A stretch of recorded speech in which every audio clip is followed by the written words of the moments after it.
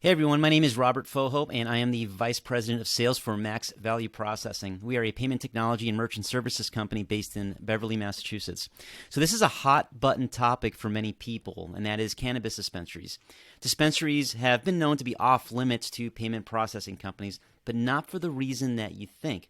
In the next few slides, what I'm going to do is I'm going to show you and explain why dispensaries do not have available to them traditional financial services, including payment processing. Like I said, the answer isn't what you think.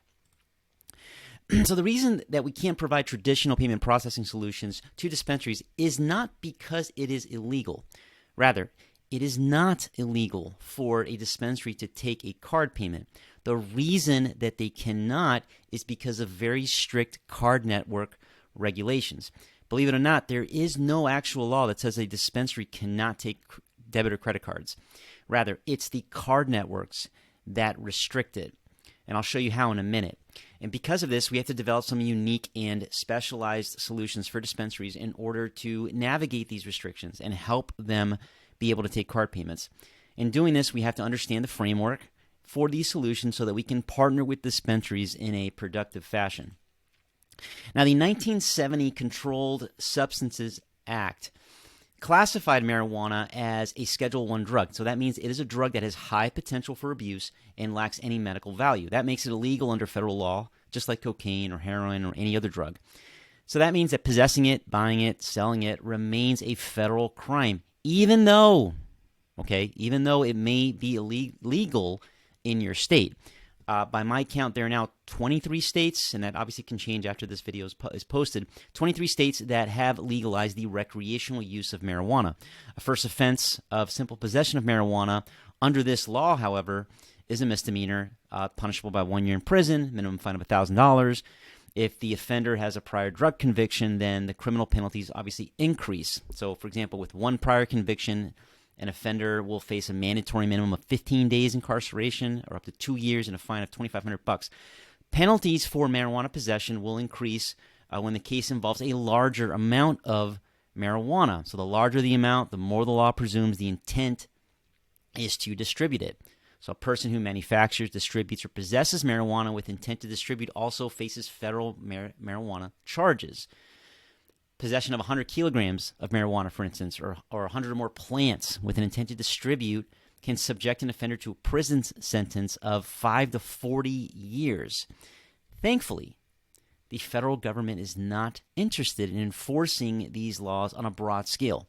Federal agencies are mostly reluctant to charge individuals with cannabis-related crimes unless the drugs are associated with a larger organized crime network, gang activity, or impaired driving.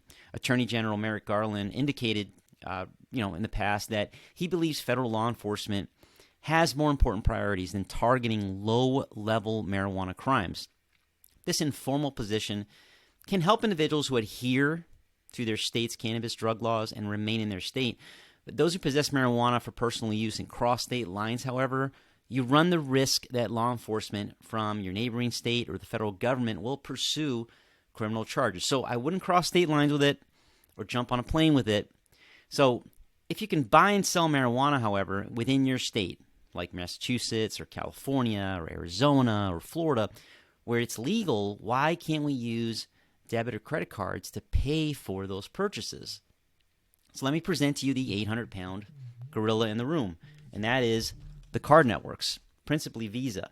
Visa accounted for approximately 52% of transactions for general-purpose credit cards in 2022. It sets its own rules for its network, and so if merchants want to process transactions on Visa's network, they and their processing companies need to follow these rules.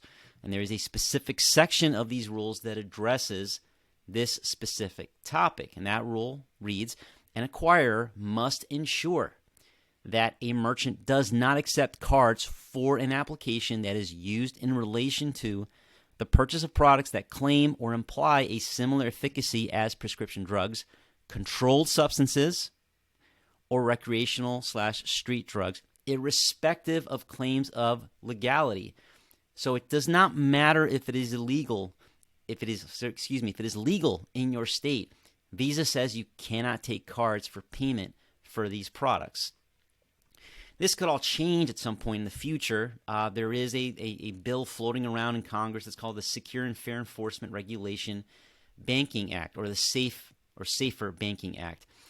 It is a bipartisan bill. It's been languishing in Congress for years. It would provide protections for federally regulated financial institutions that serve state-sanctioned marijuana businesses. In other words, cannabis dispensaries would have access to traditional debit and credit card processing under this bill if it were ever enacted into law. The House has passed this bill several times since it was introduced in 2013, but not the Senate. The Senate apparently renegotiated a bunch of provisions in it. My understanding is it has passed the Senate, but there's no indication whether the House will pass that amended version of the bill. So small civics lesson here for you. So this is going to take a lot more time. This is the bottom line. So for now, the card networks continue to restrict traditional payment processing solutions for businesses. Remember, it is not illegal for a dispensary to take card payments. It's just prohibited by the major card networks. There are, however, solutions and ways around this. So if you have questions or want to discuss further, feel free to reach out to me. My number and email are on the screen. Always happy to chat about this emerging industry. Thank you very, very much, and hope to